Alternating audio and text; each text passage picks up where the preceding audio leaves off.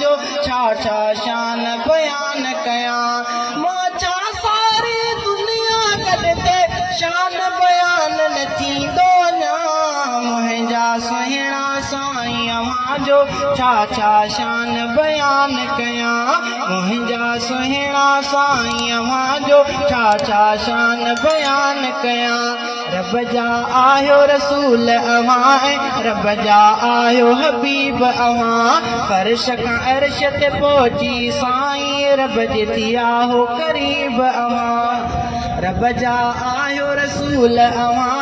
रब जा आयो हबीब अव्हां फर्श खां अर्श ते पहुची साईं रब जे थी आहो करीब अव्हां रुकजी वियो जिब्रील बदग में मकाम दसां मुंहिंजा सुहिणा साईं अव्हां जो छा छा शान बयान कयां मुंहिंजा सुहिणा साईं अव्हां जो छा छा शान बयान कयां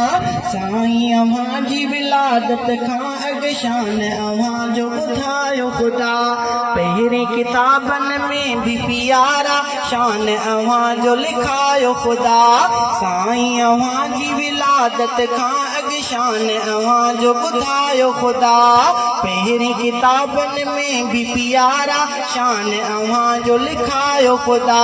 पहिरन बीबी ॼाणन पिया शान में आला आयो मुंहिंजा सुहिणा साईं अव्हां जो छा छा शान बयान कयां मुंहिंजा सुहिणा साईं अव्हां जो छा छा शान बयान कयां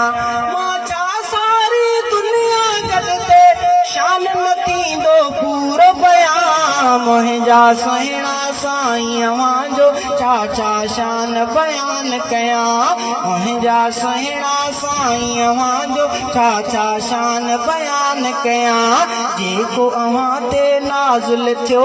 क़ुरान बि पियो थो साराहे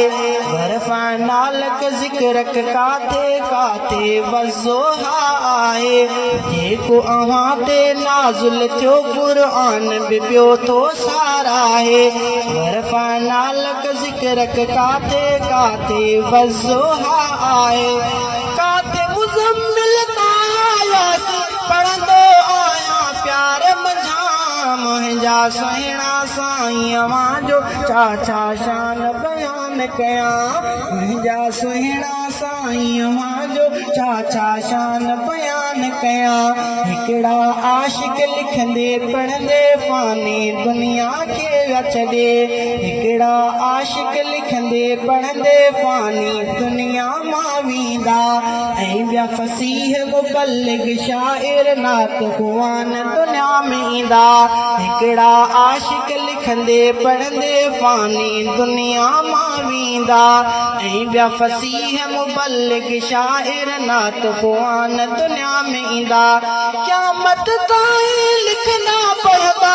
शान अव्हां जो सच थो चवां मुंहिंजा सुहिणा साईं अव्हां जो छा छा शान बयान कयां मुंहिंजा सुहिणा साईं अव्हां जो छा छा शान बयान कयां मां छा सारी दुनिया गॾते शान न पूरो थींदो अञा मुंहिंजा सुहिणा साईं अव्हां जो छा छा शान बयान कयां शहज़ादो मीराणी जेसी ताईं ज़िंदह आहे मिठा लिखंदो रहंदो शान अव्हां जो इश्क मोहब्बत साण सदा शहज़ादो मीराणी जेसी ताईं ज़िंदह आहे मिठा लिखंदो रहंदो शान अव्हां जो इश्क मोहब्बत साण सदा सिक सां पढ़ी सलवात अव्हां ते सिक सां पढ़ी सलवात अव्हां ते नालो अव्हां जो मात चुमां मुंहिंजा सुहिणा साईं अव्हां जो छा छा शान